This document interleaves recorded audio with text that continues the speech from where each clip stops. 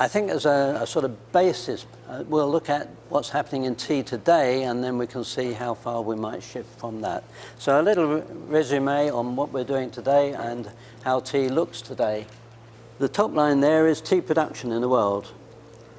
And tea production in the world, this graph goes up to 2015, standing at 5.2 million tons of tea we are producing in the world every year. And you can see that line's a steady line.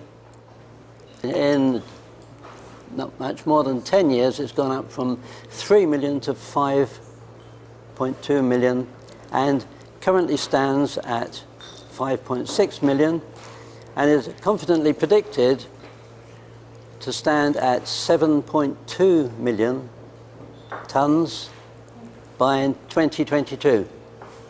If we can extend that line straight on to 2050, you can see there's going to be at least double the tea that we produce now will be produced then. And the second line, the line at the bottom, is the amount of tea that's exported. And you can see there that that line is almost flat.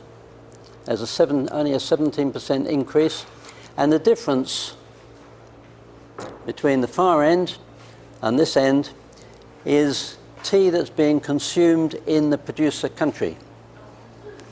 So India and China are consuming more and more of their own tea. And that is a trend that's going to continue. India is now drinking 82% of all the tea it produces is drunk in India. 100 years ago, India was drinking none, or 1 or 2% of its tea only. These are the countries that are growing the tea. You can see that China is really the top guy in tea growing. India second, Kenya third, Sri Lanka fourth, and the rest, because those two top countries are growing nearly 2/3 of all the tea in the world. India and China growing 63% of all the tea in the world. And the rest of the tea, the other 37%, is distributed among about 40 other small countries. That's who's growing it, but who's exporting it? We see of that 5 points in 2014 to 2013 figures, there was about 5 million tons being produced and barely 2 million tons being exported. And it's Kenya who are in third slot. Kenya have come up to top. China has dropped down. Sri Lanka has come up. India has dropped down. You can see that the big exporters are now Kenya, China, and Sri Lanka, and they are exporting 61% of all the tea that's exported. All the tea internationally traded is mainly down to those three countries. Current events in tea, we've certainly got a buoyant market at the moment. The US market overtook the UK tea market back in 2010. You now import more tea than the UK drinks. Yes, I mean, I'm looking back, when I came into tea in 1980, it would never have been predicted that the US would be drinking more tea than the UK. Is that per person or per entire country? That is total. That is total. Yeah, per head you're still down. The question was, is that per person or is that total or tonnage? And Nigel's answer was that was total tonnage. Per head consumption in the US is still considerably behind the UK. The question was comparing UK and US consumption. US consumption total tonnage is caught up with the UK, but the question was, is that just specialty tea or is that Lipton's and commodity tea? We're talking all tea here. In a little bit we'll be looking at the individual types. The what I call commodity tea and specialty tea and even middle ground tea. These significant current trends are really trends that we didn't foresee back then, 30 years ago. The second one there, increasing recognition of health benefits. That has had an amazing effect on, particularly on specialty tea, particularly on green tea. And you've seen what the health benefit claims have done for green tea. I had dinner with the man who was really responsible for a lot of the research work on the green tea in Japan, because most of it's been done in Japan. I had dinner with him and another gentleman from a Japanese university, and they said to me, this is 3 years ago, we are now starting with black tea to do the same research work on health that we did on green tea in the beginning. So you've seen what it's done for green tea. I think you should watch out for what's going to happen on black tea. Black tea being far more popular around the world. In America, 17% is green tea, only 17%. So when those claims come out for black tea, it's really going to take off. Yeah, the rise of product innovation. Over the past 20 years, the innovation, the diversification and the new formats in tea have really been impressive. It's not just a choice of green or black. The choices are far greater than they ever were. So there's a rise of product innovation. There's also a very rapid change in product, consumer and market, which goes along with that. And very significantly, what is beginning now is the consumer is wanting to know more about the supply chain.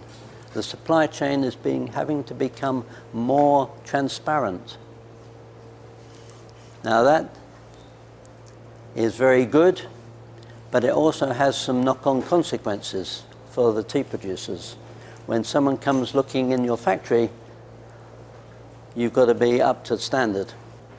But there are two other aspects which have come along, and they are yin and yang. They are opposing. One is commoditization of tea, and the other is value addition, which really has fueled specialty tea. And we'll look a little bit more about those. Commoditization, what I mean by those, you recognize where we are? Tea in supermarkets all over the world is being used as a loss leader. People are being duped into buying tea at very low prices, and the only way you can do that is to give them very low quality. Here we see, this is what I mean about commoditization. This is done on a price per serving basis, and the prices are in pounds, but the relative prices are what is important. Here we have sports drinks, and 35 pence a serving. So come down, milk, 29 pence. Water, bottled water, 13 pence per serving. Coffee, squash,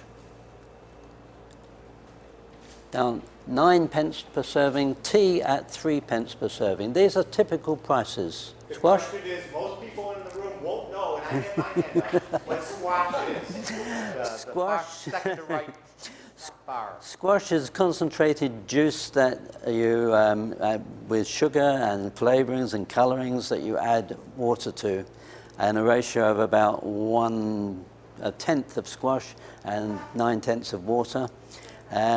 It's got full of tartrazine and God knows what else, and kids go crazy mad on it. But forget the squash, look at the coffee.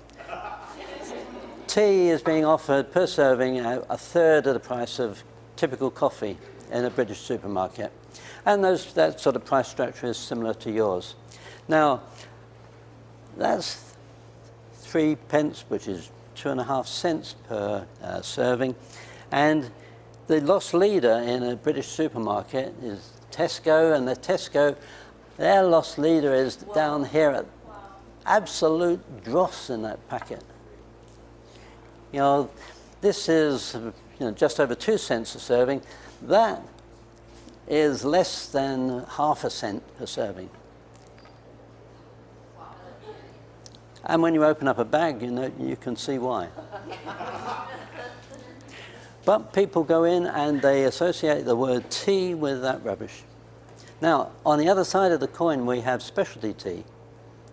And one of my definitions of specialty tea, and I've never heard anyone else use it, is any tea that's not sold in the supermarket is probably a specialty tea. But as an example of a specialty tea, here's the most expensive one I've ever come across. This is grown in Hawaii, and yeah, you saw it right. You may not see it too well, but that says 6,500 pounds a kilo, which is just over $4,000 a pound. Now the next question is it worth it? Well, yes, it is to some people. That particular tea, 75 kilos is produced in a year. I think Harrods in London had most of that, and they sold out in a week. And they were selling it at that sort of price. I just wanted to write down that number he was selling his tea for future reference, Nigel. What was that again?